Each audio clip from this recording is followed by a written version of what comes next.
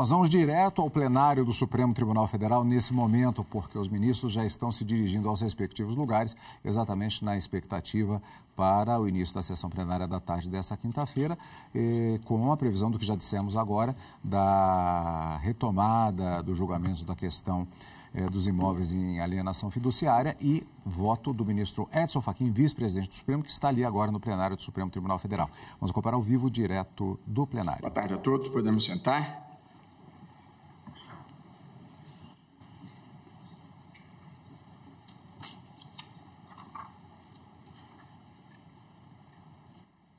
Declaro aberta esta sessão de 26 de outubro de 2023, 34ª sessão extraordinária do plenário do Supremo Tribunal Federal. Cumprimento os eminentes colegas que estão aqui presentes, ministra Carmen Lúcia, ministro Luiz Fux, ministro Luiz Edson Fachin, ministro André Mendonça, ministro Cristiano Zanin, e cumprimento os ministros que participam por videoconferência, ministro Alexandre de Moraes e ministro Dias Toffoli.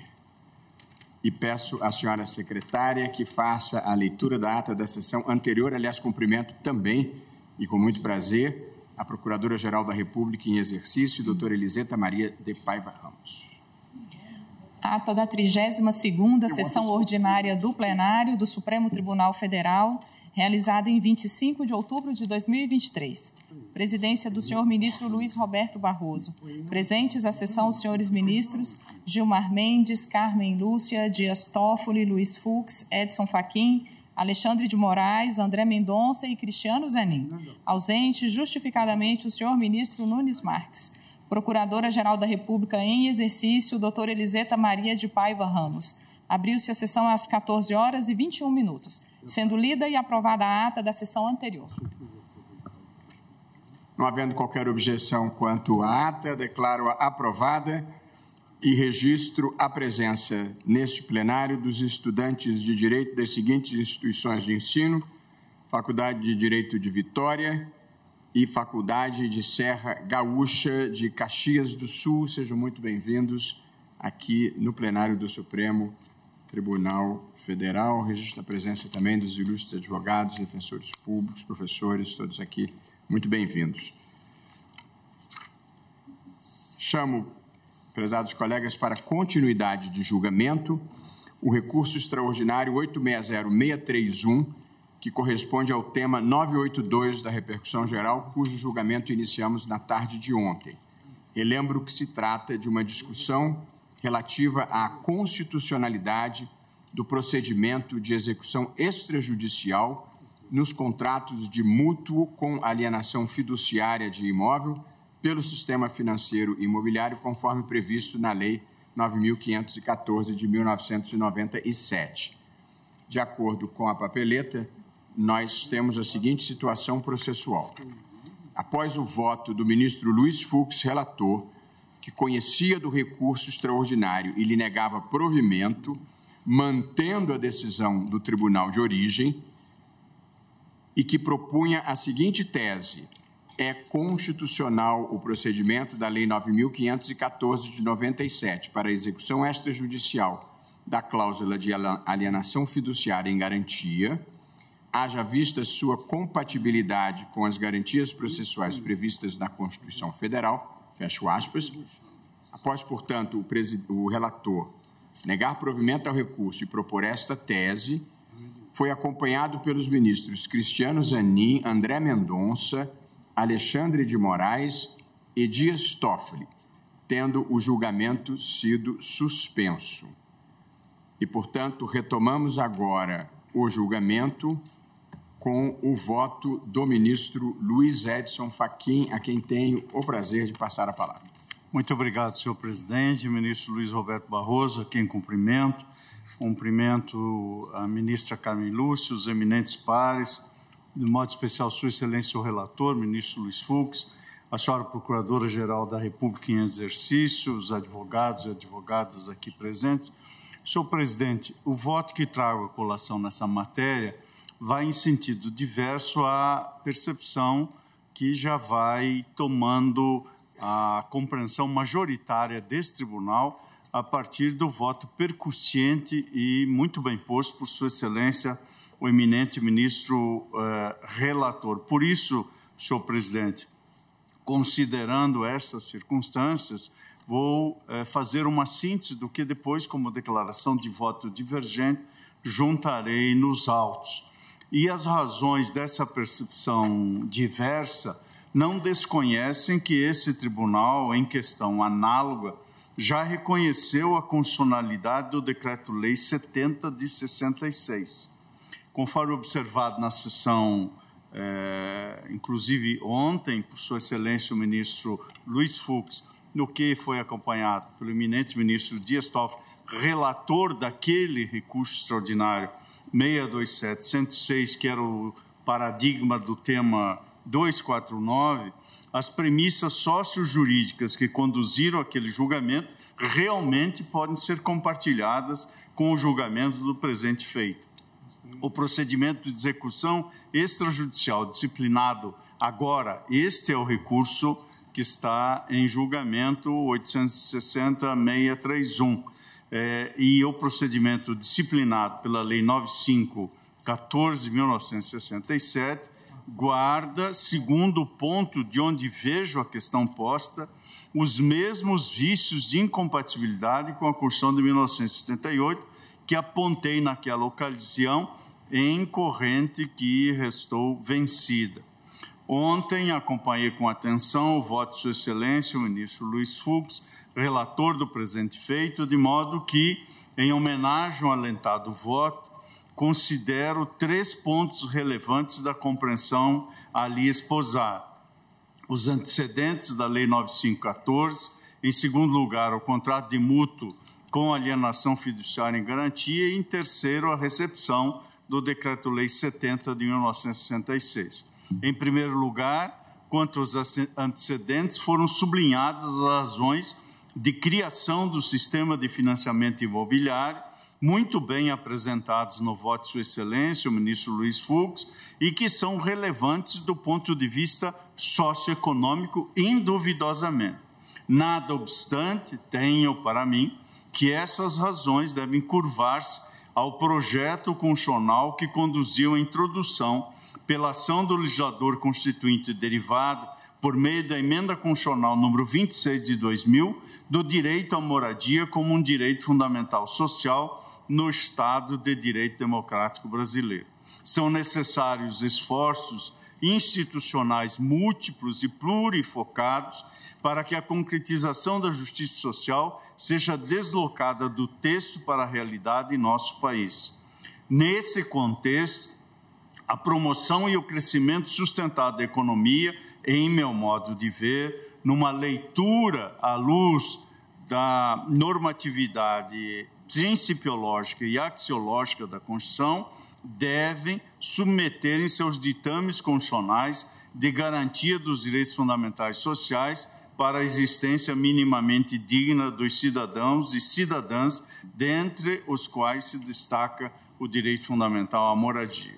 A Constituição cidadã, que se funda na dignidade da pessoa humana, nos valores sociais do trabalho e da livre iniciativa, também clama ser constituída por seus intérpretes e aqui, em meu modo de ver, reconhecida a questão constitucional com repercussão geral, reconhecimento, aliás, no qual eu também restei vencido, submetida, portanto, a matéria ao exame do filtro de paradigmas constitucionais, tenho que ocupa uma posição preferencial à consideração do direito à moradia como direito fundamental social. Em segundo lugar, quanto às razões atinentes ao contrato de mútuo com alienação fiduciária em garantia, como visto na sessão de ontem, não há dúvida que se apresenta como uma opção legítima do legislador infraconstitucional para regular importante setor de crédito da economia brasileira. Mas aqui também, nada obstante, não se prescinde do respeito aos ditames do Estado de Direito Democrático, especialmente do devido processo legal adjetivo e substantivo na consecução de seus objetivos. A condução do procedimento de retomada do bem imóvel pelo credor deve observar não apenas as regras legais referentes ao melhor interesse econômico do negócio e do setor econômico, como também e principalmente os direitos fundamentais em sua ampla e complexa tessitura, quando se está concretamente a dispor sobre a aquisição de imóvel como um meio de assegurar o direito fundamental à moradia familiar, pressuposto socioeconômico essencial da dignidade cidadã de brasileiros e brasileiras. E, em terceiro lugar, e por fim, das 3 razões que ontem depreendi, com a devida vênia da compreensão que prevaleceu nessa Suprema Corte, no sentido da recepção da execução extrajudicial disciplinada pelo Decreto-Lei 70 de 66, por ocasião do julgamento do tema 249, no recurso extraordinário 627-106, em que fiquei vencido, peço licença para reafirmar que continuo a entender que, diante da ponderação entre a proteção do agente financeiro pelos riscos assumidos e a preservação dos direitos fundamentais do devedor, especialmente quando se trata do direito fundamental social à moradia, deve assegurar todos os meios para garantir o melhor cenário protetivo do cidadão e sua dignidade como um mínimo existencial. A compreensão que se firma nesta Suprema Corte ao validar esse procedimento extrajudicial de execução, em meu modo de ver, com todo o respeito, prestigia, e eu faço certamente de modo legítimo, o mercado de crédito imobiliário e também, por certo, contribui para o crescimento desse setor econômico e possível redução de riscos e custos da atividade creditícia. Mas esse é um alcance que considero limitado, porque não avança no projeto de construção de uma sociedade justa e solidária, como determina o inciso 1º do artigo 3º da Constituição, bem como não estimula a busca sustentável por soluções econômicas e sociais que sejam capazes de enfrentar as principais deficiências da falta de moradia digna para cidadãos e cidadãs brasileiros. Conforme manifestei minha compreensão em relação ao mérito do tema constitucional trazido a esta Corte naquele recurso ordinário 627-106, endosso uma vez mais os argumentos expressamente aduzidos no voto, também vencido naquela assentada, do eminente ministro Aires Brito. Disse então Sua Excelência, e abro aspas, mesmo sabendo de nossa jurisprudência que é firme, vetusta, entendo à luz da nova Constituição o Decreto-Lei 70 de 66 consagrar um tipo de procedimento administrativo, embora que mescladamente com o judicial a posteriori, e mantém com princípios ou garantias processuais de índole constitucional uma incompatibilidade vertical, fecho aspas, da citação que faço do voto do eminente ministro Aires Brito. Tal incompatibilidade a que Sua Excelência se referiu, aduzida nesse recurso ordinário 860-631, sob o argumento de inconstitucionalidade, informa que o procedimento de execução extrajudicial, nos casos de inadimplemento do contrato de mútuo com alienação fiduciária em garantia, previsto na Lei 9514, igualmente não se coaduna com a Constituição de 1988, em face de múltiplos princípios, especialmente o devido processo legal, com seus consectários da ampla defesa e contraditório, bem como do acesso à justiça e do juiz natural. Explicito ainda mais outros elementos daquele julgamento do recurso ordinário 627-106 e deixo na declaração de voto em homenagem, como já disse, senhor presidente, à maioria que já vai se formando em sentido diverso da opinião que estou a sustentar. De qualquer modo, realço que a legislação sob análise, ou seja, esta lei 9514/97, concentrou nos agentes financeiros competência decisória e prerrogativas coercitivas que, em geral, são confiadas a membros do Poder Judiciário. Trata-se de típica hipótese de situações e conflitos jurídicos em que se exige restrição de direitos fundamentais. No caso, restrição ao direito fundamental à moradia, cujo poder encontra-se confiado a apenas uma das partes do negócio jurídico, contrariando o equilíbrio proposto pelo princípio do devido processo legal. O ilustrado parecer da Procuradoria-Geral da República, em meu modo de ver, de maneira brilhante, explicita de forma nítida e contundente esse argumento. E me permito citar um trecho. Disse o Ministério Público, em síntese, a Lei 9514 atribui ao agente financeiro poderes muito aproximados das características clássicas da jurisdição, a nócio, vocácio, coércio, iudício e execúcio. O financiador conhece do problema jurídico entre si o mutuário, na medida em que verifica o suposto inadimplemento do contrato e deflagra o procedimento tendente à satisfação do seu próprio crédito. Ainda que eu faça por intermédio oficial de registro, o credor convoca o alegado devedor para o procedimento sumaríssimo. Ao cabo dele, exerce o juízo jurídico do caso, ditando-lhe a providência que entender correta para a hipótese. Por fim, executa sua deliberação, comunicando o registro competente da solução do litígio. Falta apenas a coércio, mas isso não desnatura o quadro mencionado, pois a lei estruturou o procedimento em causa sempre com base em ônus processuais para o devedor. Assim, a coerção torna-se quase expletiva, porque o direito sobre o bem fica transmitido por iniciativa e ação própria do credor. Uma vez registrado o título, basta obter-lhe o cumprimento espontâneo ou diretamente em juízo. Esta é a parte que cito do ilustrado parecer da Procuradoria da República. Por isso, eu estou nesse juízo de ponderação, neste voto, defendendo que não se pode olvidar a questão constitucional posta. Ou seja, depois de reconhecida que aqui há uma questão constitucional e tem repercussão geral, o filtro, dentre outros, é o devido processo legal, os paradigmas de controle, e também o direito fundamental social da moradia, conforme se encontram hoje no caput do artigo 6º da Constituição. Ademais disso, o direito fundamental à moradia é reconhecido como corolário da dignidade humana por diplomas normativos internacionais, especialmente pela Declaração Universal de Direitos Humanos e pelo Pacto Internacional sobre Direitos Econômicos, Sociais e Culturais das Nações Unidas, e reproduzo a regra da Declaração Universal de Direitos Humanos 48, item 1 do artigo 25, e do Pacto, o item 1 do artigo 11. É por isso que, em meu modo de ver, o direito fundamental à moradia convola-se, em princípio diretamente decorrente da dignidade humana, a exigir tanto dos agentes públicos e políticos, quanto dos cidadãos em relações privadas, ações que garantam a máxima efetividade e maior proteção possível do seu âmbito normativo.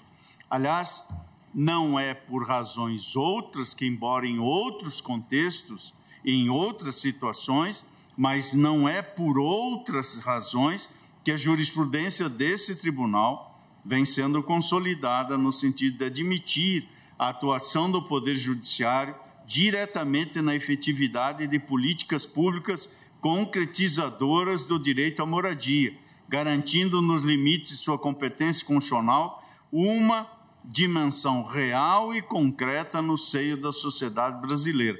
Há inúmeros julgamentos que aqui, em ambas as turmas, se afirmou a competência do Judiciário para determinar a implementação de políticas públicas nas questões relativas ao direito constitucional à moradia, como, por exemplo, no recurso extraordinário 914-634, em sede de agravo regimental da relatoria de Sua Excelência, o ministro Dias Toffoli, julgado perante a segunda turma em 15 de dezembro de 2015, onde se assentou que o Poder Judiciário, em situações excepcionais, pode determinar que a administração pública adote medidas assecuratórias de direitos constitucionalmente reconhecidos como essenciais, como é o caso do direito à moradia, sem que isso configure violação do princípio da separação de poderes. É a citação que faço desse julgamento.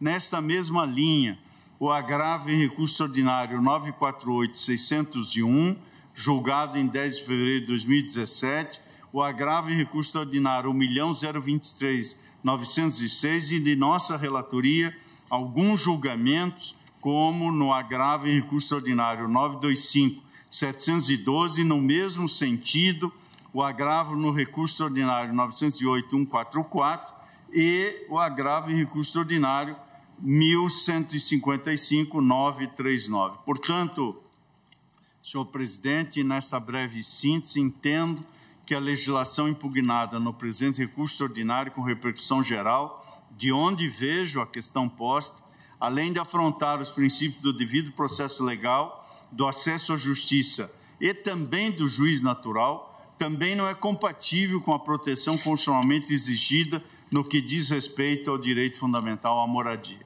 Assim, pedindo vênia a Sua Excelência, o relator que produziu um voto com dados concretos e socioeconômicos extremamente importantes, pedindo vênia a Sua Excelência e aos eminentes ministros que já o acompanharam, para compreender que esse procedimento, que confere poderes excepcionais a uma das partes do negócio jurídico, restringe de forma desproporcional o âmbito de proteção do direito fundamental à moradia. Por isso, com o devido respeito às posições contrárias, voto pelo provimento do presente recurso extraordinário para declarar inconstitucional o regramento da execução extrajudicial em contrato de financiamento imobiliário com alienação fiduciária em garantia, nos termos em que é disciplinado pela Lei 9514 de 1997, e é o voto, senhor presidente.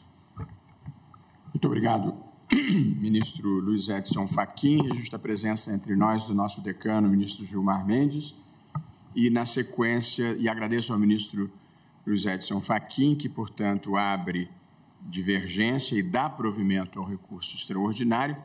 Ouvimos agora o eminente ministro Nunes Marques. Boa tarde, ministro Nunes Marques, que nos acompanha também por videoconferência. Com muito gosto, passo a palavra a Vossa Excelência. Boa tarde, presidente.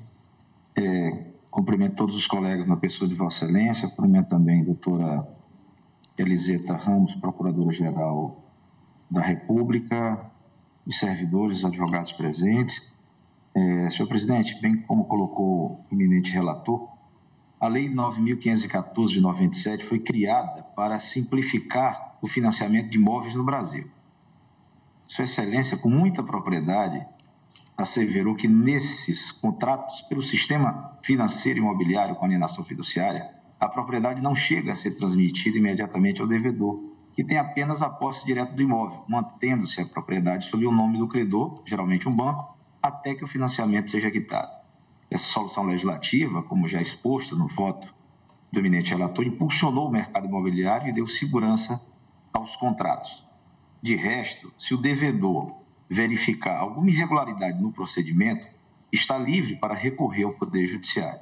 A lei incentiva a aderência aos acordos contratuais e simplifica os procedimentos, invertendo a presunção de necessidade de acesso ao Judiciário. Não posso de lembrar também, como fez o eminente relator, que a situação tem semelhança notória com aquela relativa à execução extraordinária prevista no Decreto-Lei 70 de 1966, que esta Corte considerou constitucional em diversas oportunidades, tendo finalmente fixado em repercussão geral, no tema 249, de relatoria do ministro Dias Toffoli, que é constitucional, pois foi devidamente recepcionado pela Constituição Federal de 1988 o procedimento de execução extrajudicial previsto no Decreto-Lei 70 de 66. Então, senhor presidente, farei juntada de voto e com essas breves considerações acompanho o eminente relator. Muito obrigado, ministro Cássio Nunes Marques. Como vota a ministra Carmen Lúcia?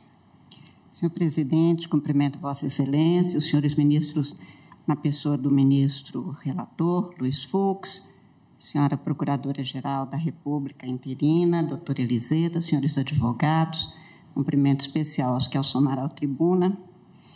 Presidente, eu também votei vencida no precedente, já tantas vezes citado, recurso extraordinário 627-106, na honrosa companhia dos ministros Edson Fachin, ministro Aires Brito, e naquela ocasião também ficou o ministro Luiz Fux, que, como disse no seu brilhantíssimo voto, diante dos dados que ele apurou, Neste caso desta lei 9514, ele então chega à conclusão que o direito à moradia estaria devidamente preservado e o devido processo legal assegurado, em razão da possibilidade de o devedor, verificando alguma irregularidade, ter acesso à justiça. A despeito de todos esses dados, senhor presidente, como aqui está questionado e posto como paradigma o princípio do amplo acesso à jurisdição, e com todas as vênias do ministro relator e dos que o seguiram, eu também vou ficar na mesma condição do ministro Fachin, com os argumentos que foram levantados naquela ação, naquele recurso extraordinário, 627-106, que, como disse no voto, dá amplitude muito maior ao princípio constitucional e, neste caso, também faço referência, como posto de maneira muito expressa no parecer da Procuradoria-Geral da República e ontem enfatizado pela senhora Procuradora-Geral interina, no sentido da proteção a outro direito constitucional, que é o direito à moradia. E, portanto, há uma transferência aqui para que o credor, que já dispõe de todos os recursos muito próximos, como enfatizado ontem, ao que é a jurisdição, ao ambiente jurisdicional, que se transfere aqui para o devedor que postula apenas num caso em que ele se sinta agredido nos seus direitos. E, portanto, é o devedor que tem o ônus da judicialização. Por essas singelas razões, e também, senhor presidente, fazendo a juntada de uma breve exposição mais fundamentada, reiterando que eu tinha votado e de que não me afasto ainda naquele precedente, e mesmo com a declaração de constitucionalidade que ali foi reconhecida e com a tese, eu, neste caso, estou acompanhando, como estamos em plenário, a divergência inaugurada pelo ministro Edson Fachin, com as vênias evidentes do ministro Fux, como voto, e dos que o seguiram, claro. Senhor presidente, se Vossa Excelência me permite, Fux, relator. Queria saudá-lo nessa tarde, a Procuradora da República, Eliseta, e os demais integrantes da Corte, e apenas ressaltar que eu fiz do voto um confronto que me levou à conclusão diversa. Primeiro é que, daquela data até hoje, houve um movimento de justiça coexistencial, uma gama muito grande de desjudicialização. Citei o caso da conversão, do divórcio, separação, inventário, partilha, uso do capel extrajudicial nos cartórios, execução extrajudicial no cartório de ofício de protestos, e ofícios da cidadania, que são os registros civis que agora podem expedir todos os documentos. Então, o fenômeno da desjudicialização é algo que evoluiu muito como justiça coexistencial, desabarrotando os tribunais. Em segundo lugar, eu também, naquela oportunidade, não tinha esse quadro, mas como o ministro Fachin destacou, eu trouxe substanciosos elementos no sentido de que aumentou muitíssimo o nível de adimplemento e de consolidação da propriedade na pessoa do devedor, ao passo que, quando era execução hipotecária, além do processo demorar muitíssimo, não havia adimplemento nenhum. E, em segundo lugar, eu também citei que essa nova metodologia fez reduzir muitíssimo a taxa de juros, conforme o Banco Central, a Fazenda Nacional, enfim, todos que vieram noticiaram. Então, digamos assim, a redução da taxa de juros num caso normal de empréstimo para aquisição de imóvel e a redução da taxa de juros nesse sistema é uma diferença amazônica. E isso favoreceu não só o nível de adimplemento, aumentou muito a consolidação da propriedade nas mãos do devedor e reduziu a consolidação da propriedade nas mãos do credor fiduciário, que tem propriedade irresolúvel. Sem prejuízo, houve um aperfeiçoamento da lei, a purga de mora foi admitida até a averbação, 2 oportunidades, e no leilão há preferência do devedor e o leilão é levado a efeito pelo saldo do devedor e o credor não fica com a coisa. Então, Vossa Excelência, esse lembro foi ontem ainda, né? Então, eu apenas repisando esses argumentos da razão pela qual, naquela oportunidade daquela 370, que já tem bastante tempo, esse quadro não se verificava. Muito obrigado, ministro Luiz Fux. Como vota o ministro Gilmar Mendes. Cumprimentando a todos os colegas, a ministra Carmen Lúcia, o eminente relator, que nos trouxe um belíssimo voto, como já foi aqui reconhecido, cumprimentando a excelentíssima senhora Procuradora-Geral, doutora Eliseta, os eminentes advogados que fizeram a sustentação. Também eu vou ser bastante breve, tendo em vista a amplitude do debate que tivemos.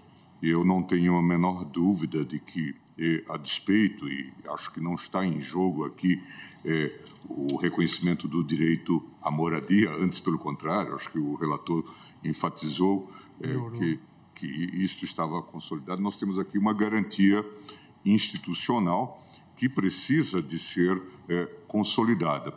E, ao longo dos anos, o que se viu foi um esforço no sentido dessa consolidação e desse aperfeiçoamento. De modo que eu não vejo como houvesse apenas um caminho que seria o da hipoteca, e não se extrai do modelo constitucional esse tipo de comando. O que se deixa é ao legislador a possibilidade de construir saídas ou de construir políticas públicas que viabilizem o acesso mais claro à moradia. Temos vários precedentes nesse sentido, em face do Decreto-Lei 70 de 66, que já foi aqui citado. Temos o precedente referido da relatoria do ministro Dias Toffoli, no RE 627-106, e a tese aprovada no tema 249, constitucional, pois foi devidamente recepcionado pela Constituição de 88, o procedimento de execução extrajudicial previsto no Decreto-Lei 7066. Também o Supremo compreendeu como constitucional o procedimento simplificado no artigo 3º do Decreto-Lei 911 de 69, em relação à alienação fiduciária, o RE 382928, redator para o acórdão ministro Alexandre de Moraes. Também faço registros de dados que foram amplamente discutidos pelo relator a propósito do efeito que a legislação tem tido sobre esse mercado imobiliário, com a redução de juros e o maior acesso ao bem moradia, de modo que, com essas considerações e com todo o respeito às opiniões divergentes, o voto fundamentado do ministro Edson Fachin, que acaba de ser seguido pela ministra Carmen Lúcia, eu também estou me manifestando, mais uma vez cumprimentando o eminente relator, pelo desprovimento do recurso extraordinário, assentando a constitucionalidade deste procedimento da execução extrajudicial previsto na Lei 9.514 de 97, em toda sua extensão, nos termos da fundamentação trazida. Obrigado. Obrigado, ministro Gilmar Mendes. E também eu peço todas as vênias à divergência aberta pelo eminente ministro Luiz Edson Fachin, acompanhada pela ministra Carmen Lúcia. Eu entendo que essa previsão legal, ela diminui o custo do crédito, o que considero muito importante, e minimiza a demanda pelo Poder Judiciário já sobrecarregado.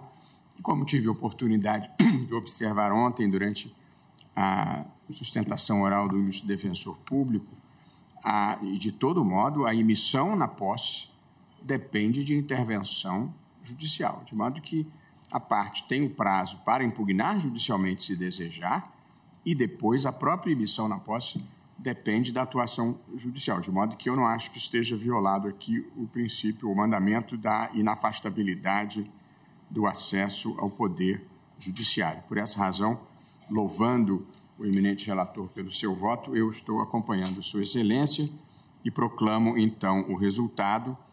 O tribunal, por maioria, conheceu do recurso e negou-lhe provimento, vencidos os ministros Luiz Edson Fachin e Carmen Lúcia. E fixou, na verdade vou ler a tese só para confirmar que todos estejam de acordo. É constitucional o procedimento da Lei 9.514 de 97 para a execução extrajudicial da cláusula de alienação fiduciária em garantia, haja vista sua compatibilidade com as garantias processuais previstas na Constituição Federal. Eu indago se os colegas, inclusive os vencidos, mas a tese eu penso que expresse o que foi decidido pela maioria, indago se há alguma objeção à tese. Em não havendo, proclamo então que o tribunal conheceu, negou o provimento e ratificou ou endossou a tese proposta pelo eminente relator que acabo de ler.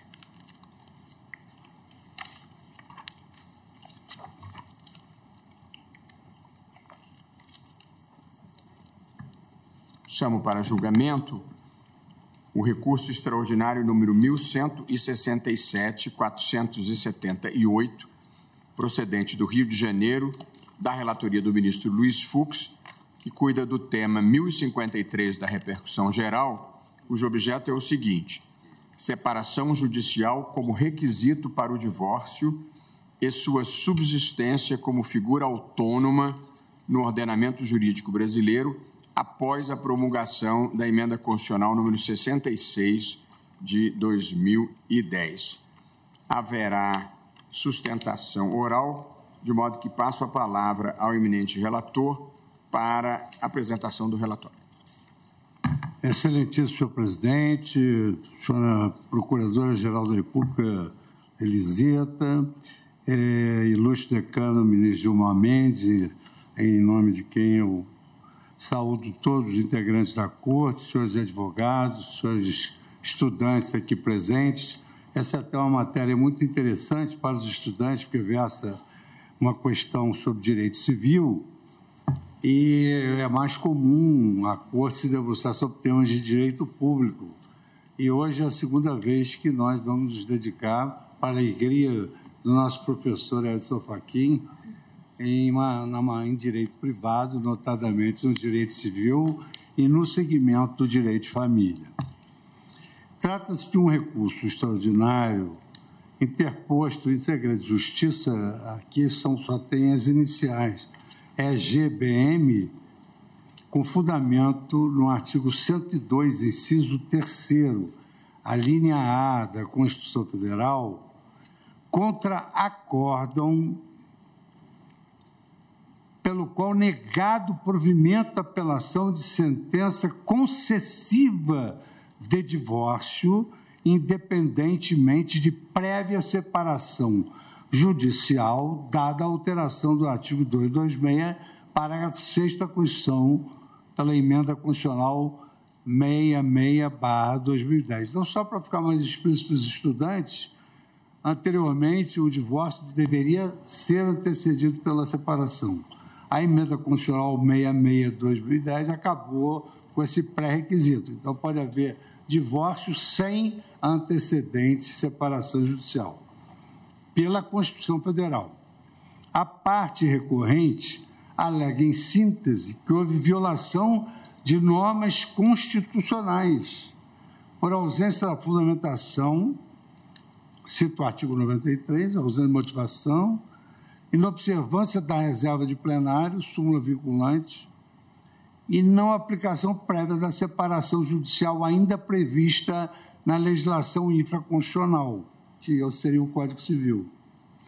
Argumenta, em essência, que o parágrafo 6º do artigo 226 da Constituição Federal, embora agora preveja o divórcio sem nenhum condicionamento temporal, traduz norma programática e não direito subjetivo à dissolução conjugal, de modo a não dispensar a observância da legislação infraconstitucional, que regulamenta a matéria no artigo 1572 do Código Civil. Então, segundo a parte recorrente, o artigo 1572 do Código Civil ainda está em vigor, muito embora a Constituição Federal tenha excluído essa necessidade de separação antecedente. Compreende-se nesse sentido que o artigo 226, parágrafo 6 da Constituição Federal, na redação conferida pela Emenda Constitucional, apenas estabelece, segundo a recorrente, a possibilidade abstrata do divórcio, condicionado o seu exercício à regulamentação infraconstitucional.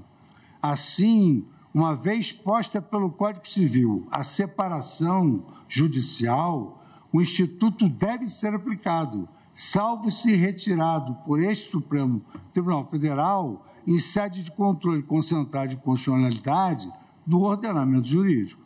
Aduz, por fim, competir à lei federal densificar as condições pelas quais o divórcio deve ocorrer.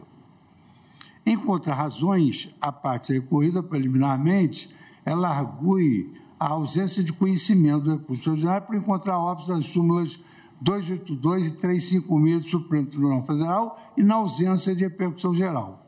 No mérito, explicita a não violação do artigo 226, parágrafo 6º da Constituição Federal, uma vez dispensada pela emenda constitucional 66/2010, a exigência de prévia separação judicial.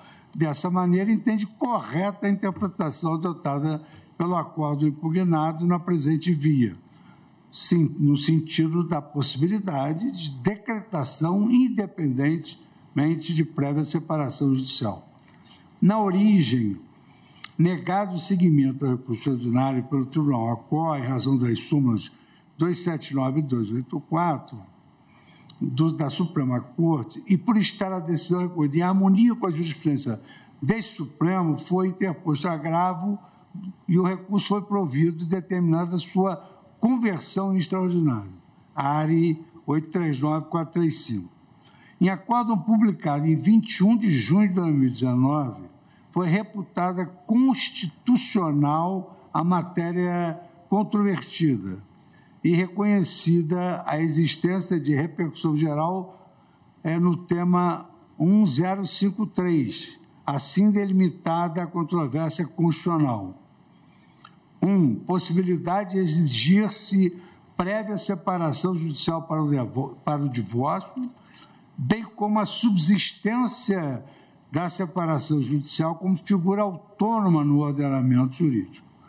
A Procuradoria-Geral da República manifestou-se pelo desprovimento do recurso e pela fixação da tese no sentido da insubsistência da separação judicial como requisito para o divórcio e como instituto autônomo, em parecer que restou assim emendado.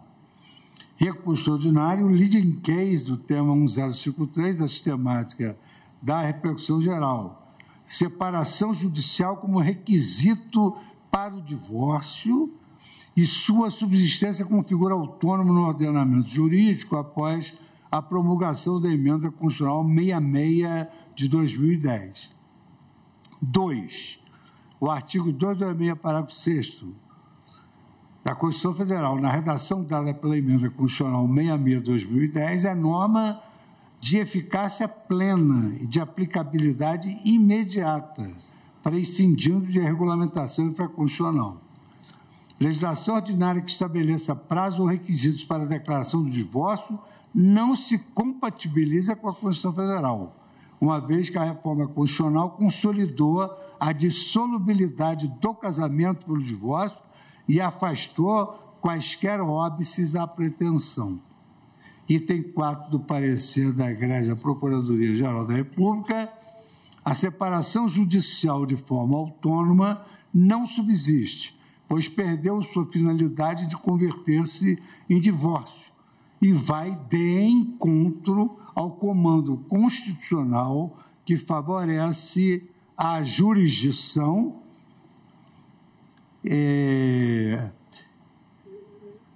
favorece que não subsiste, pois perdeu sua finalidade de converter-se em divórcio e vai de encontro ao comando constitucional que favorece a entrega jurisdicional aos cônjuges que decidam romper o vínculo conjugal. Propôs, então, a Egrégia Procuradoria-Geral da República a tese que não subsiste o instituto da separação judicial como requisito para o divórcio, nem como figura autônoma após a promulgação da emenda constitucional 66 de 2010. Parecer pelo desprovimento do recurso e fixação da tese sugerida. admitir, senhor presidente, a Igreja Corte, o ingresso como amite curiae, o Instituto Brasileiro de Direito de Família, IBDFAM, Associação de Direito de Família e das Sucessões, ADFAS, e do Instituto Brasileiro de Direito Civil, que posteriormente, em documento acostado, desistiu da oportunidade de sustentação e de intervenção no feito pelas razões que se reserva ao próprio Instituto. De sorte que entendo, senhor presidente, que com esse relatório seja possível a parte e todos os amite curiae sustentarem da tribuna suas razões. Muito obrigado, ministro Luiz Fux.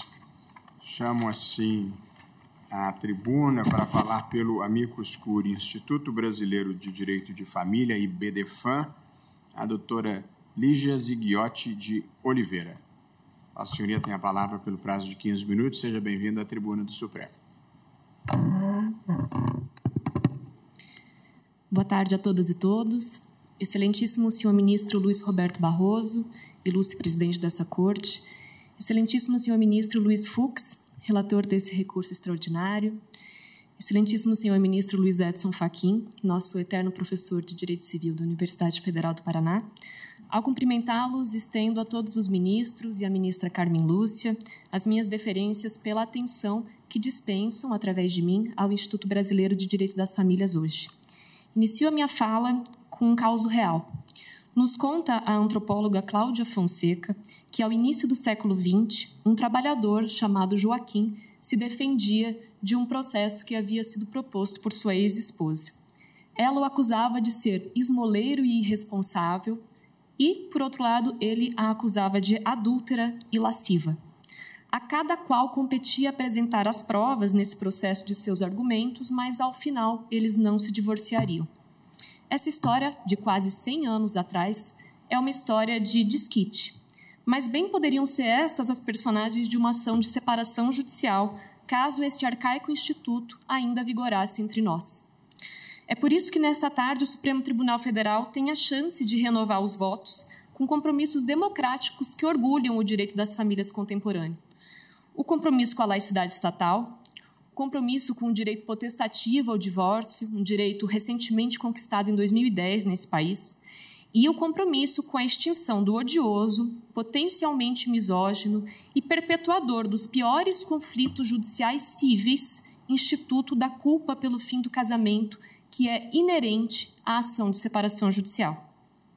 Pretende hoje analisar essa corte se persiste a separação judicial como requisito para o divórcio ou, ao menos, como figura autônoma no ordenamento jurídico brasileiro.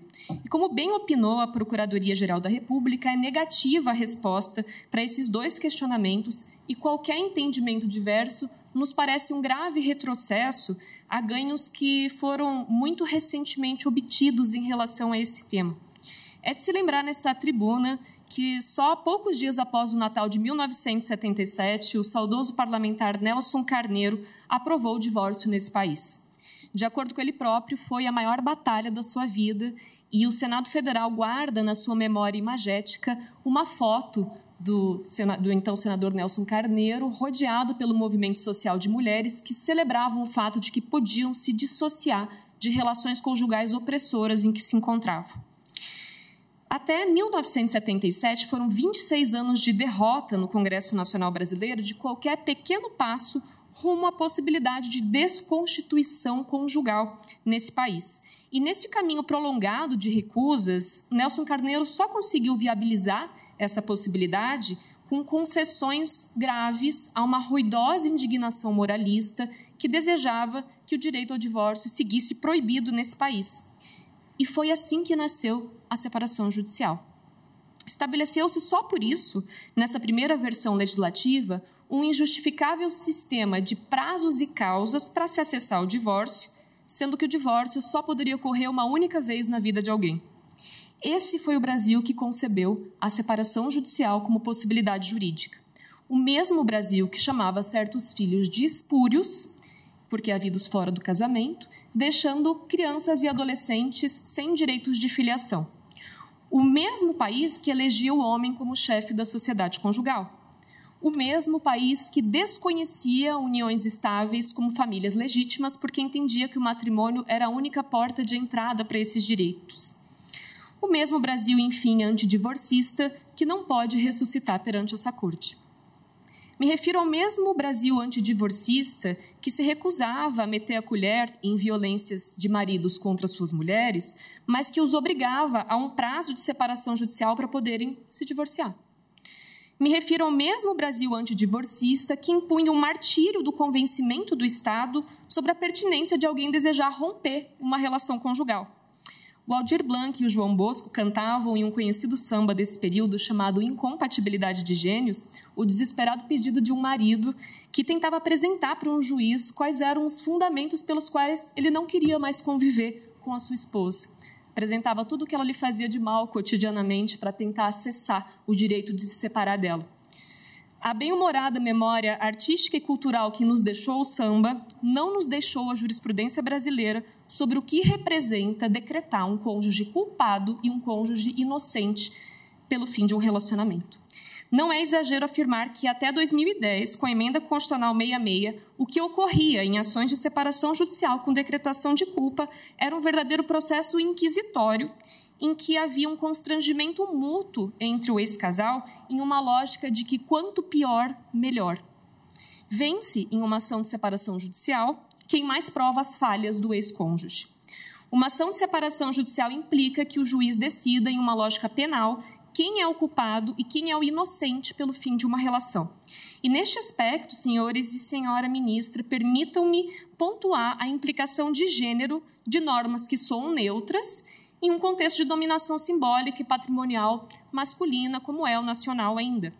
Entre as dezenas de consequências inscritas no nosso Código Civil de 2002 como penas para o culpado pelo fim da relação, estão previsões como perder o direito ao uso do sobrenome alheio, ter mitigado o direito alimentar, porque só se pode pedir os chamados direitos naturais, em um caso de ser decretada culpada pelo fim da relação, e ver modulados os direitos sucessórios. Constatemos que, em via de regra nesse país, contrai o sobrenome alheio com o matrimônio. Constatemos que, em via de regra, depende do patrimônio do falecido em um núcleo familiar, se não a pessoa mais vulnerável economicamente, que muitas vezes é a mulher. Constatemos que, em via de regra, faz requerimentos de alimentos a ex-cônjuge e a ex-companheiro nesse país. Se fizermos uma análise, como fizemos, de pesquisa empírica no Superior Tribunal de Justiça, entre 1988 e 2015, não houve sequer um pedido de alimentos feitos por ex-maridos ou ex-companheiros a ex-esposas e a ex-companheiras. Em outras palavras, quem sempre sofreu e seguirá sofrendo os devastadores efeitos da decretação da culpa pelo fim do casamento são as mulheres. Como se poderia adequar, portanto, tamanho desajuste à ordem estabelecida pela Emenda Constitucional 66 de 2010, pela qual batalhou o Instituto Brasileiro de Direito das Famílias? E, felizmente, não por acaso os tempos mudaram.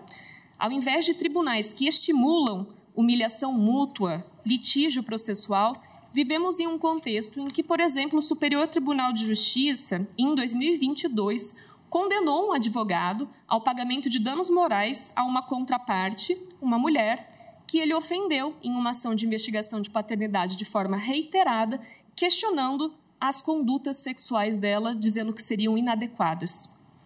Esse tipo de ofensa a uma mulher que o Superior Tribunal de Justiça disse não ser mais possível hoje, teria cabimento em um contexto de eventual constitucionalidade de separação judicial com decretação de culpa, tão acionada em um Brasil pré-divórcio. Mas esse já não é mais o atual Brasil. Não se está mais diante de um país que concedia ao marido que teve supostamente a sua honra manchada pela sua parceira o direito de assassiná-la. Em crimes de feminicídio, como decidiu corajosamente essa ilustre corte, descabe a repugnante tese da legítima defesa da honra. Então, por que reabrir caminhos como esse no âmbito civil para se debater teses como essa para a decretação de culpa em caso de separação judicial?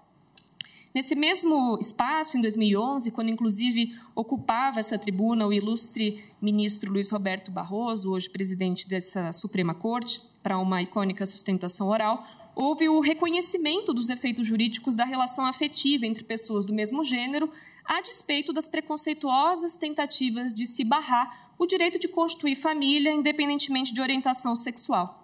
Ora, são as mesmas forças que aqui se colocam para barrar outro direito de mesma magnitude constitucional, que é o direito de você se retirar de uma família conjugal.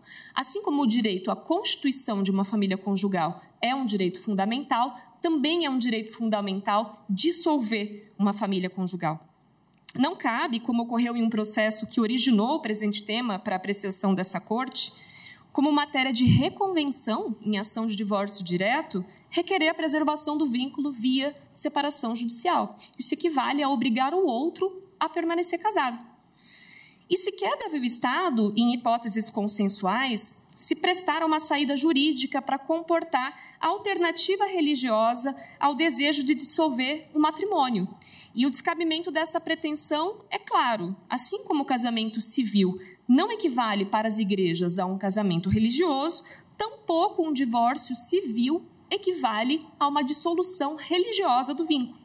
Não cabe ao juiz de direito redimir os pecados do cônjuge pela separação judicial. Ele é desprovido dessa competência.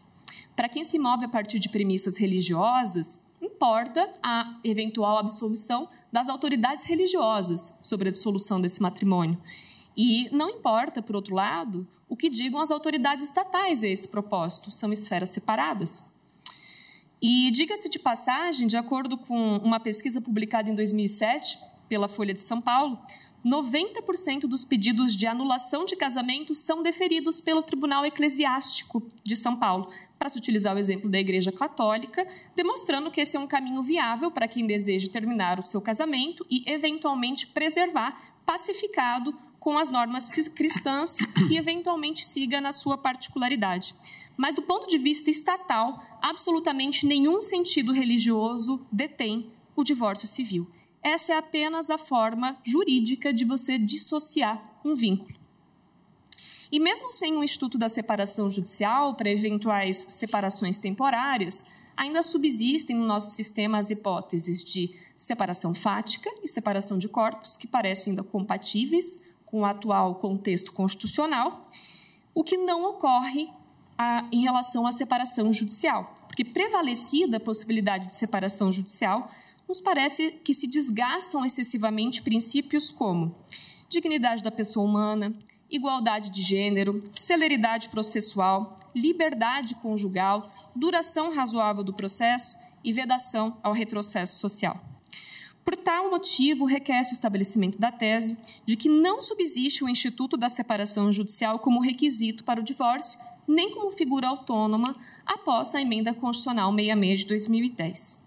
Apenas a título subsidiário, em remota hipótese de se declarar a constitucionalidade do Instituto, é imprescindível que a Corte cuide, ao menos, de declarar inconstitucional a exigência de lapso temporal para a decretação do divórcio, inconstitucional a fixação judicial da culpa pelo fim da relação e ainda inconstitucional o uso da separação judicial como matéria de defesa em ação de divórcio direto, honrando com isso os ganhos já absorvidos de forma bastante consolidada e bastante pacífica pela jurisprudência em mais de uma década da celebrada Emenda Constitucional 66 de 2010, que é farol para o entendimento que se deve hoje proferir. Senhores e senhora ministra dessa Suprema Corte, lembremos que desvincular-se para os cônjuges é um direito potestativo. Já entre Estado e Igreja, desvincular-se é um dever democrático. Que essa missão seja cumprida nessa tarde de hoje. Obrigada pela atenção. Muito obrigado, doutora Lígia Zighiotti de Oliveira, que lembrou a divertidíssima música do João Bosco, chamada Incompatibilidade de Gênios. A passagem, isso é uma parte perante o juiz, dando as razões pelas quais ele queria se separar. Então, duas passagens, ele jogava o Flamengo, eu queria escutar, ela chegou, mudou de estação e começou a cantar. Na outra passagem, ele disse, eu estou devendo dinheiro e venho me cobrar, doutor, a peste abre a porta e ainda manda sentar. E ontem, sonhando comigo, mandou eu jogar no burro e deu na cabeça a centena e humilhar. Pelo menos é bem-humorado. Chamo agora a tribuna para falar pela Associação do Direito de Família e das Sucessões, o doutor Danilo Porfírio de Castro Vieira. Seja bem-vindo à tribuna, doutor Danilo. Muito obrigado. Saudando a Igreja Corte, na pessoa do excelentíssimo senhor presidente Roberto Barroso, do ilustríssimo, excelentíssimo ministro Luiz Fux, e venho aqui, enfatizar alguns pontos que eu gostaria de refletir, e lembrando e saudando o senhor ministro, que é um entusiasta do pensamento iluminista, como este que aqui fala também o é. O fundamento do pensamento iluminista está fundado em 3 bases, professor Fachin. A emancipação de homens, indivíduos, coletividades, a pluralidade, ministro Fux, nos espaços públicos, o que garante inclusão e direito à diversidade e secularidade nas tomadas de decisão. Aqui eu estou falando de razão pública, ministra Carmen Lúcia. Aqui eu estou falando da construção dos espaços públicos. E secularidade não bane religiosidade. Inclui o exercício plural da liberdade religiosa. Nessas pontuações, ministro Fachin, eu quero deixar claro que o acórdão recorrido versou somente sobre a aplicabilidade dos requisitos temporais do artigo 226, ministro Zanin, do parágrafo 6º da Constituição Federal, e sua obrigatoriedade à decretação do divórcio. Foi o ministro relator que ampliou a temática, trazendo em análise a autonomia e a constitucionalidade a serem discutidas da manutenção do Instituto da Separação como uma entidade, um instituto jurídico autônomo. A ADEFAS, a Associação de Direito de Família e Sucessão, como amicus curiae, considera que auto-aplicável e de eficácia imediata o artigo 226, de modo que não se aplicam mais os requisitos temporais de 1 ano de separação judicial e 2 anos de separação de fato para a decretação do divórcio. Mas defende a autonomia e a constitucionalidade do Instituto da Separação. A nossa tese está na proteção da dignidade, mas na dignidade enquanto princípio fim da autonomia, da liberdade, da integridade física e moral. Eu estou falando, ministro, do exercício existencial autêntico. A palavra aqui é eu sou. Eu sou uma construção da minha própria vontade. Eu sou uma construção do meu pertencimento cultural. Eu sou a minha coletividade. Eu sou a minha fé. E aquele símbolo ali que representa preceitos republicanos é que sustentará a possibilidade de o quê? De eu sustentar ou segurar aquele símbolo acima, e todo e qualquer símbolo religioso. Porque eu sou, ministro, a minha fé também. Eu sou a minha fé também. Então, aqui, eu quero dizer que a dignidade estaria fundamentada na liberdade religiosa, na preservação do meu direito de crença e no meu direito de liberdade religiosa, garantidos efetivamente no artigo 5º, inciso 6º e 8º da Constituição Federal. Existem cidadãos brasileiros que professam fé, 50% de católicos, 31% de evangélicos, que não acreditam na ideia da dissolução do vínculo conjugal. E isso não é uma questão meramente eclesiástica. Eu sou um cidadão. Nós temos que tirar da cabeça, ministro Barroso, que a identidade é algo fragmentado. É unidade e pluralidade. É um preceito mosaico. Eu sou tudo. Tudo que compõe a minha identidade. E, nesse sentido, como católico, como evangélico, eu posso não ter mais condições de conviver com um parceiro, de conviver com uma parceira, e quero apenas dissolver a relação societária e não o vínculo conjugal, por uma questão de convicção moral minha. Essa é a questão. Essa é a pontuação. E sem contar que isso está plenamente alinhado ao preceito da instrumentalização familiar.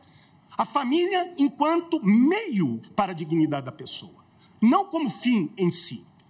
Porque a liberdade, ministro Fachin, também aqui não está apenas a serviço dos cidadãos que professam fé.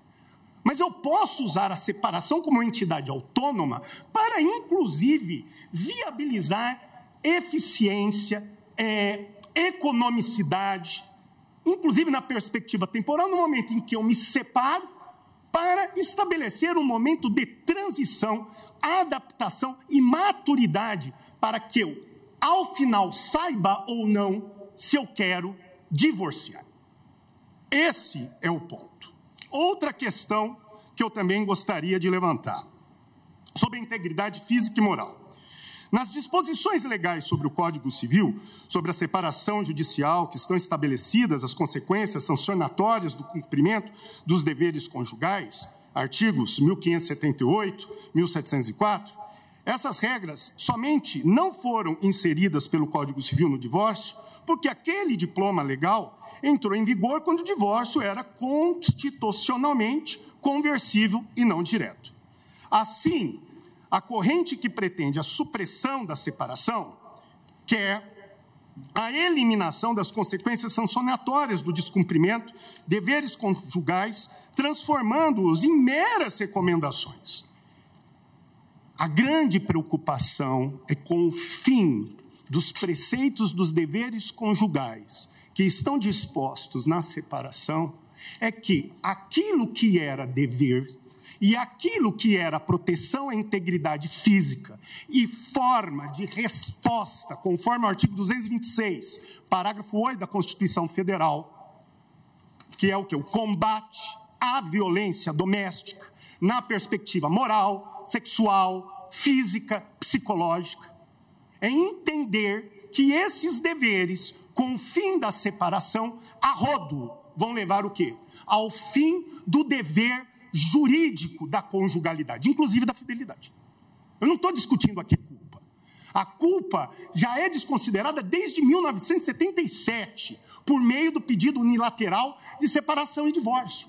A minha preocupação, ministro Fux, é transformar os deveres conjugais numa mera facultas agente. Num mero ato o quê? De recomendação ou um ato de liberalidade. Essa é a minha preocupação. Portanto, para finalizarmos, deixa-se claro, portanto, que a DEFAS é a favor da desjudicialização e facilitação do divórcio, mas não abre mão da proteção dos direitos fundamentais e direitos de personalidade, dos deveres conjugais. O juízo deve reconhecer a sua capacidade criativa no direito, ministro Barroso, dentro de um prisma semântico, em respostas diretrizes constitucionais. A diretriz constitucional estabelece um novo modelo de divórcio, que deve ser ressignificado, recriado, podendo ser cumulado ao pedido de uma declaração de descumprimento de deveres conjugais, né? Como estão o quê? No rol de espécies dissolutórias da separação. E, inclusive, lembrar que no CPC, ministro Fux, na redação original houve a previsão da separação, tentou-se retirar e depois de muito debate, muita discussão, ele foi perseverado, foi mantido no quê? Na Carta Processual Civil. E para finalizar realmente, dizer que essa fundamentação tem escoro na jurisprudência brasileira, inclusive há decisão nesse sentido no próprio STJ, e o nosso argumento, ministro Fachin, está em alinhamento com o direito português, com o direito espanhol, com o direito francês, com o direito chileno, que mantém o Instituto da Separação. Nesse ínterim, ressalto o nosso reconhecimento sobre o Instituto do Divórcio Direto, mas pedimos a constitucionalidade e a autonomia sobre o Instituto da Separação. Obrigado pela atenção. Muito obrigado, doutor Danilo Porfírio de Castro Vieira, que falou pela ADFAS. E ouvimos agora a senhora Procuradora-Geral da República em exercício, doutora Eliseta Maria de Paiva Ramos. Obrigada. Cumprimento o excelentíssimo senhor presidente, ministro Luiz Roberto Barroso, a excelentíssima senhora ministra Carmen Lúcia, o excelentíssimo senhor ministro Luiz Fux, relator do presente feito, e os demais excelentíssimos senhores ministros. Eu cumprimento igualmente as senhoras advogadas, os senhores advogados, as servidoras e os servidores. Eu vou pedir vênia porque a minha manifestação vai ser um pouco diferente do parecer anterior dado pelo ex-procurador-geral da República. Conquanto a redação originária do texto do parágrafo 6º do artigo 226 da Constituição Federal dispusesse que o casamento civil poderia ser dissolvido pelo divórcio após prévia separação judicial por mais de um ano, nos casos expressos em lei, ou comprovada separação de fato por mais de 2 anos, a Emenda Constitucional 66 de 2010 alterou a redação desse dispositivo, o qual passou a dispor simplesmente que o casamento civil pode ser dissolvido pelo divórcio. Desde a alteração constitucional, diverge-se em sede doutrinária e jurisprudencial quanto à supressão do Instituto da Separação Judicial no Brasil. De um lado, há quem se manifeste no sentido de que o divórcio passou a ser o único meio de dissolução do vínculo matrimonial e da sociedade conjugal, enquanto, de outro, os que veem na nova redação do dispositivo constitucional mera supressão do requisito temporal para o divórcio, sem que o constituinte derivado haja extinto a figura da separação para a dissolução da sociedade conjugal no direito de família brasileiro. Entrando nas águas procelosas dessa divergência interpretativa, assinalo desde já minha convicção no sentido de que o Instituto da Separação Judicial subsiste no ordenamento jurídico pátrio, mesmo após a promulgação da Emenda Constitucional 66 de 2010, como forma autônoma, na qualidade de modalidade para a dissolução da sociedade conjugal, mantendo, no entanto, o vínculo matrimonial. Com a Emenda Constitucional 66, a Constituição tão somente eliminou a sujeição do divórcio à prévia separação judicial, ou de fato, passando a admitir a dissolução direta do casamento civil pelo divórcio. A única alteração, portanto, foi a supressão do requisito temporal e do sistema bifásico para o divórcio.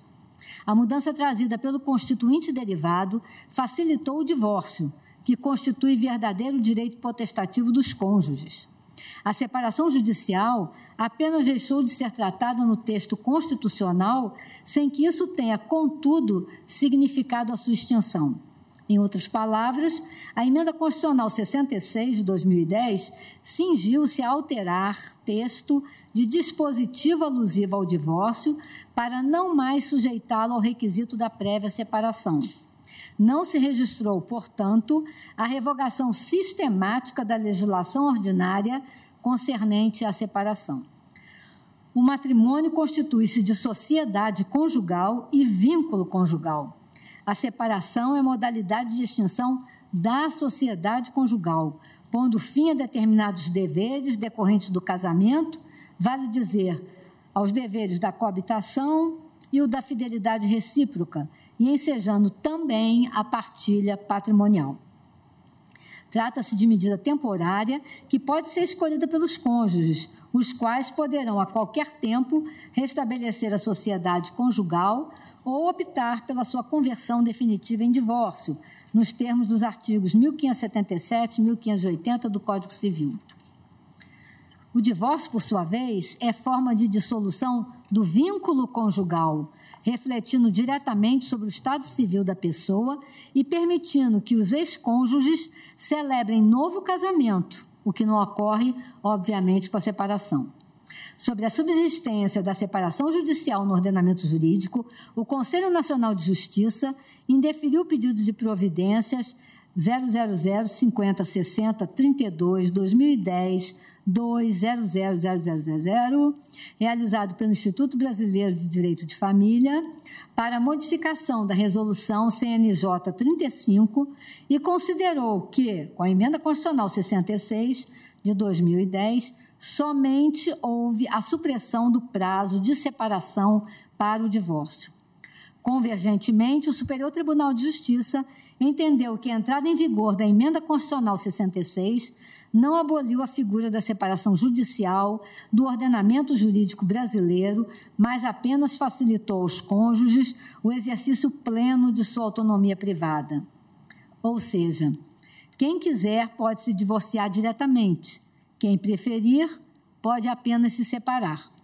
RESP 14.313.70, São Paulo, relator ministro Ricardo Vilas Boas Cueva, terceira turma, julgado em 15 de 8 de 2017, e RESP 12.47.098, de Mato Grosso do Sul, relatora ministra Maria Isabel Galotti, quarta turma, julgada em 14 de março de 2017. No mesmo sentido, o Código de Processo Civil de 2015 faz diversas referências ao Instituto da Separação Judicial, o que reforça o intuito do legislador pátrio na sua manutenção no ordenamento jurídico. A propósito, em sua doutrina, Sua Excelência o relator, referindo-se à alteração promovida pela Emenda Constitucional 66 de 2010, sustentou que, a partir dessa alteração, iniciou-se a discussão se o Instituto da Separação Judicial teria sido revogado, tendo o divórcio se tornado a única ferramenta para requerer a dissolução do vínculo conjugal. Entendemos que essa revogação não ocorreu. Ambos institutos ainda vigoram, pois são diversos em suas consequências e em seus regramentos.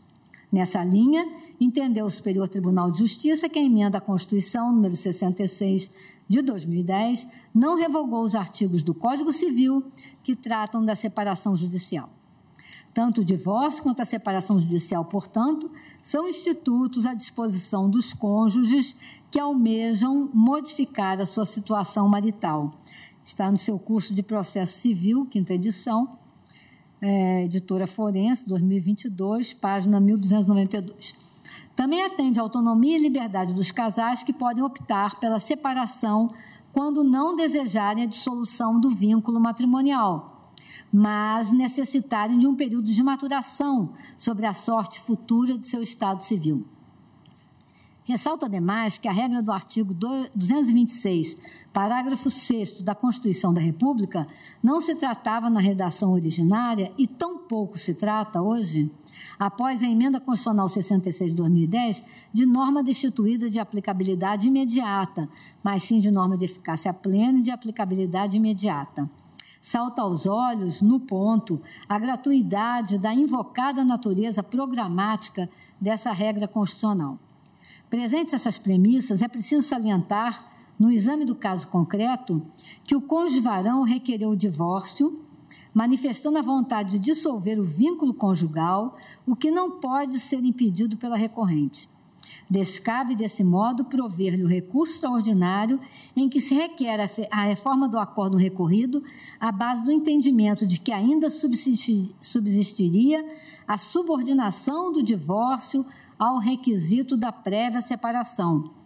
Assinale-se que, na espécie, houve, já durante a tramitação do processo em primeiro grau, a resolução da questão pertinente aos alimentos, falecendo assim qualquer utilidade na discussão de culpa em sede de demanda de separação judicial, e a insurgência da recorrente estaria, ao fim e ao cabo, fundada atualmente apenas no desiderato de sujeitar o divórcio à prévia separação. Logo, a despeito de suscitada por amici curiae, não se revela pertinente na espécie a discussão sobre ser cabível ou não o enfrentamento da culpa no juízo de família, em razão da infringência de deveres inerentes à relação conjugal. Essa é a matéria que excede tanto o objeto do recurso extraordinário quanto os limites da repercussão geral. Por derradeiro, é oportuno considerar que a Emenda Constitucional 66 de 2010 não implicou a extinção como instituto autônomo da separação judicial, mas tampouco da separação extrajudicial. E seria essa a ocasião de, na fixação da tese de repercussão geral, dar-lhe contornos mais amplos, contribuindo para extrair a maior eficácia da deliberação a ser tomada por esta Suprema Corte. Face do exposto, opina esta Procuradora-Geral da República pelo desprovimento do recurso extraordinário e, considerando a sistemática da repercussão geral, sugere a fixação da seguinte tese, desdobrada em 2 itens. 1. Desde a promulgação da Emenda Constitucional 66 de 2010, a prévia separação não é mais requisito para o divórcio. 2. A promulgação da Emenda Constitucional 66 de 2010 não implicou a extinção da separação autônoma, judicial ou extrajudicial, no direito brasileiro, cuja definição é matéria sujeita à legislação ordinária. Muito obrigada, senhor presidente. Muito obrigado, doutora Eliseta. Devolvo, então, a palavra ao eminente relator, ministro Luiz Fux.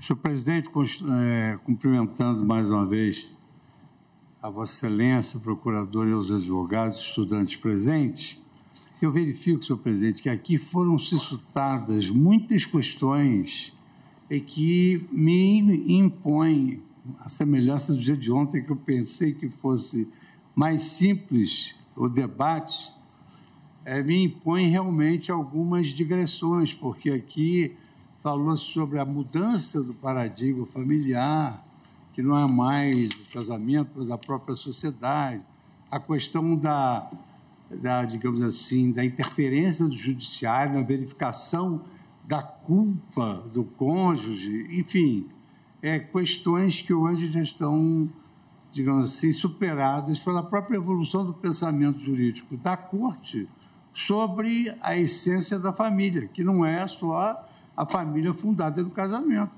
é a união estável, família monoparental. Então, o mundo mudou completamente em relação a esse conceitualismo, de sorte que eu vou pedir bem meus colegas, eu queria resumir, mas, efetivamente, não é possível.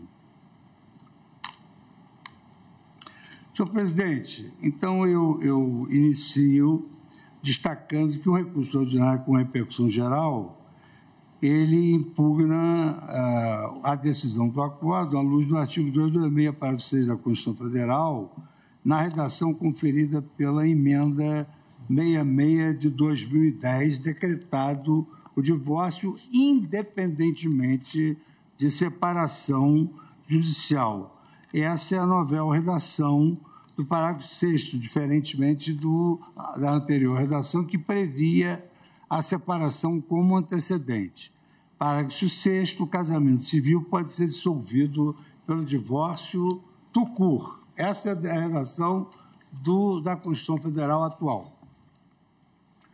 Com relação à admissibilidade, senhor presidente, eu vou passar, porque o plenário admitiu a repercussão geral, o que a forciori pressupõe a admissibilidade do apelo extremo.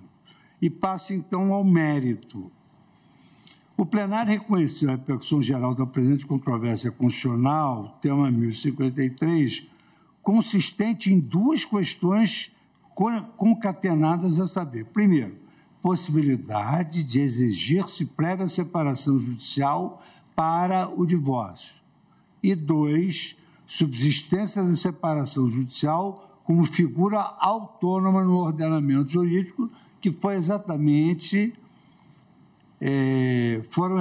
os temas abordados por todas as sustentações orais. Discute-se, em essência, a interpretação desse artigo 226, parágrafo 6 da Constituição Federal, com aquela redação que eu acabo de ler, e repito, o casamento civil pode ser dissolvido pelo divórcio. Originalmente, assim, era redigido o enunciado normativo. Então, é importante fazer esse confronto para nos levar a uma exegese sobre o que pretendeu o legislador constituinte. Como era antigamente esse parágrafo 6º? O casamento civil pode ser dissolvido pelo divórcio após prévia separação judicial por mais de 1 ano, nos casos expressos em lei ou comprovada a separação de fato por mais de 2 anos. Então, esses eram os 2 requisitos exigidos anteriormente que foram banidos da Constituição Federal pelo Poder Constituinte derivado. A decisão recorrida à compreensão de que a reforma constitucional inaugurou direito incondicionado ao divórcio afastou qualquer sujeição da dissolução do vínculo matrimonial à vontade da outra parte ou à prévia separação judicial. A argumentação contrária é, em síntese, a de que nova norma constitucional não é auto-aplicável e, por isso, não afasta a observância da legislação civil, a qual mantém o instituto da separação judicial anterior à efetivação do divórcio. Assim, não poderia, na compreensão da parte recorrente, ter havido a decretação direta do divórcio. Quanto ao quadro argumentativo do processo, eu destaco, ademais, que foram apresentadas posições igualmente antagônicas pelos amici curia, como nós verificamos agora pelas sustentações orais. O Instituto Brasileiro de Direito de Família, por um lado, aduz que a emenda constitucional 662010, ao suprimir o requisito da prévia separação e respectivos prazos, resultou no divórcio como um único meio de solução do casamento e, independentemente de culpa, defende inexistentes razões jurídicas para a manutenção do instituto da separação judicial no ordenamento. Os motivos para a sua subsistência seriam apenas religiosos. Isso ficou claro até na atitude cênica do eminente advogado que apontou os 2 símbolos aqui existentes no plenário. O que, com a devida vênia, é incompatível com a laicidade do Estado. De outra parte, a Associação de Direito de Família e das Sucessões, ADFAS, sustenta que a emenda constitucional 6620 não tornou o Instituto de Separação Judicial incompatível com a Constituição, nem vedou sanções pelo descumprimento culposo dos deveres constitucionais, mas apenas afastou as exigências temporais. Entende que a exclusão absoluta da separação judicial afronta o direito à liberdade religiosa, uma vez imposta a dissolução do vínculo conjugal com o divórcio. A mera separação de fato ou o divórcio, aquelas pessoas cuja crença é no sentido de indissolubilidade do casamento, ou seja, sustenta. A separação judicial ainda existe porque as pessoas têm a crença ainda na separação por motivos religiosos. Também restariam violadas, em primeiro lugar, a liberdade dos cônjuges de apenas se separar diante de uma crise conjugal passageira e 2, a integridade física e psíquica, com a eliminação da culpa no tocante à observância dos deveres conjugais. Esse é o cenário argumentativo a resolver a controvérsia constitucional sub examine em sua dupla dimensão. Carece explicitar as premissas que justificam o voto proferido, aqui essencialmente estruturadas, em primeiro lugar, no registro da linha decisória deste Tribunal, Supremo Tribunal Federal, acerca do paradigma das famílias adotado pela Constituição, sustentado na liberdade e na igualdade. 2, levar em consideração histórico-contextuais a indissolubilidade material e sua paulatina superação jurídica com aportes de direito comparado a auxiliar a presente empreitada de interpretação da norma constitucional reformada. E 3, em apontamentos dos percursos constitucionais brasileiros que vão inicialmente da indissolubilidade à dissolubilidade condicionada e, por fim, no significado dessa reforma mais moderna da emenda 662 de 2010. Tudo a justificar a conclusão de que, na ordem constitucional vigente, a dissolubilidade do vínculo matrimonial traduz elemento de direito de constituir família como expressão da igualdade, da liberdade, da autodeterminação, do desenvolvimento da personalidade, da busca da felicidade, afastado de quaisquer condicionamentos causais e temporais, inaugurado pela emenda 66 de 2010, que trouxe o regime incondicionado ou não causal do divórcio. Então, aqui eu passo ao item 2, que é costurando a liberdade e a igualdade nas famílias e a linha decisória do Supremo Tribunal Federal. Cotejada com a sua antecessora, a Constituição é minudente ao normatizar diversos aspectos da família. Há verdadeiro detalhamento a explicitar direitos e deveres no âmbito familiar e a liberdade de construir famílias em diferentes conformações fático-jurídicas, ou seja, dentro da autonomia e conforme a autodeterminação de cada pessoa envolvida. Com efeito, depois de passos importantes dados em direção ao incremento da liberdade e da igualdade no casamento, como o Estatuto Civil da Mulher Casada, Lei 4.121, e a própria Lei do Divórcio, a Constituição de 88 inaugura paradigma familiar diferenciado.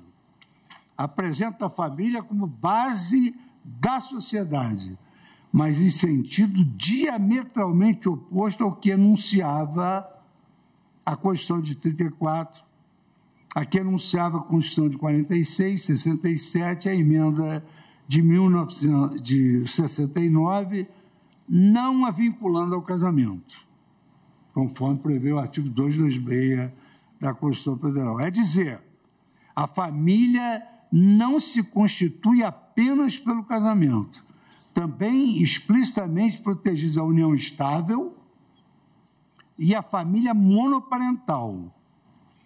Restou ainda afastado expressamente no texto constitucional um modelo patriarcal de família, uma vez que é assegurado a igualdade de direitos e deveres entre os cônjuges, e aqui eu cito todos os dispositivos, a liberdade em matéria de planejamento familiar e a igualdade no tocante à filiação.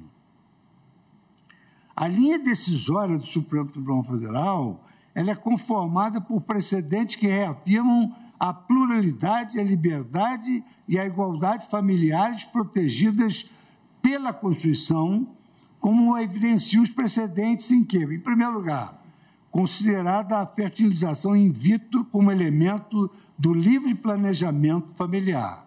2, reconhecida a união afetiva como manifestação de direito subjetivo de construir família. 3, a proteção da pluriparentalidade, a possibilitar reconhecer tanto a paternidade socioafetiva como biológica. Eu cito aqui todos os recursos em que isso foi consagrado e os temas correspondentes. 4, permitida a remarcação de teste de aptidão física de concurso para candidato gestante. 5, período de licença gestante no período de estágio probatório da servidora pública. 6, licença maternidade de 180 dias a pai solteiro que utiliza a fertilização in vitro em barriga de aluguel. Então, como se pode ver, houve uma mudança paradigmática notável na jurisprudência do Supremo Tribunal Federal, através desses exemplos todos dados em temas de repercussão geral. Ademais, a igualdade intra e interfamiliar foi afirmada por esta Suprema Corte, por exemplo, ao declarar-se a inconstitucionalidade, 1, da diferenciação de prazos para licença adotante. 2, da distinção de regimes sucessórios entre cônjuge e companheiro. 3, da tese da legítima defesa da honra. 4, da competência do foro da residência da mulher para as ações de separação, divórcio e anulação do casamento. E outros exemplos que eu aqui cito, mas que não são tão expressivos quanto esses, para demonstrar a mudança de paradigma levada a efeito pela jurisprudência do Supremo Tribunal Federal. A Constituição Federal, ademais, ao lado de afastar o monopólio familiar do casamento, explicita a sua dissolubilidade, ainda que inicialmente de forma condicionada pela separação judicial. De fato, o que denota a premissa do poder constituinte originário, no sentido de que a dissolubilidade matrimonial não traduz desproteção da família.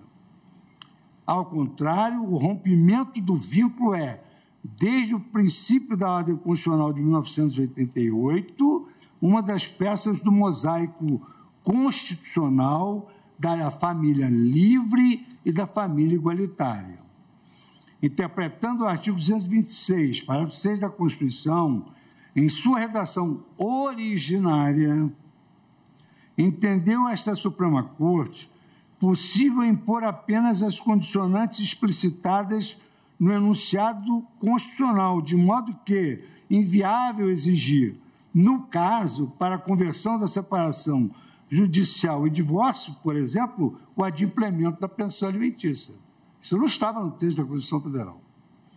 Ainda que a separação judicial tenha obedecido à legislação de regência e mesmo que decorrido mais de um ano desse acontecimento, requisitos estabelecidos pela Carta de 1988, verificada a não satisfação da parcela alimentícia, o preceito constitucional não surtiria esse efeito. Isto está no recurso ordinário 387-281, onde se afirma que esse não era um pré-requisito para o divórcio. É, enfim, nessa moldura normativa que se encaixa a presente controvérsia constitucional. É nessa moldura que se encaixa a presente controvérsia constitucional. Para bem compreender essa peça do mosaico constitucional que é o divórcio e o significado da reforma operada pela emenda 66 de 2010, que se introduziu fórmula sintética da dissolubilidade matrimonial. E isso nos faz tecer algumas considerações histórico-contextuais do casamento como vínculo eterno em sua paulatina superação jurídica. Isso ressalta-se sem qualquer pretensão de linearidade ou universalidade, nem de crítica ao pensamento de cada época ou aos valores de cada sociedade, mas como instrumental de auxílio na empreitada hermenêutica. Ou seja, não podemos enfrentar essa controvérsia sem levar em consideração todo o contexto por que passou até chegar a seus dias atuais com o divórcio direto. Com essas ressalvas e a devida licença, portanto, passa-se a digressão histórica com aportes de direito comparado que informa, entre outros elementos, a definição das questões constitucionais objeto da repercussão geral. E aqui eu inicio o item 2, senhor presidente, da minha exposição, que ele tem aproximadamente 2 dezenas de páginas. Então, eu queria perguntar a Vossa Excelência se Vossa Excelência pretende que eu prossiga, pretende que eu... A Excelência prossegue na volta do intervalo. Está bem. Está bem assim? E penso, apenas para liberar eventuais advogados que estejam no aguardo de outra questão, que dificilmente nós chegaremos a algum outro processo para além desse, e todos os demais, portanto, serão repautados. Então, suspendo a sessão pelo prazo regimental para o intervalo.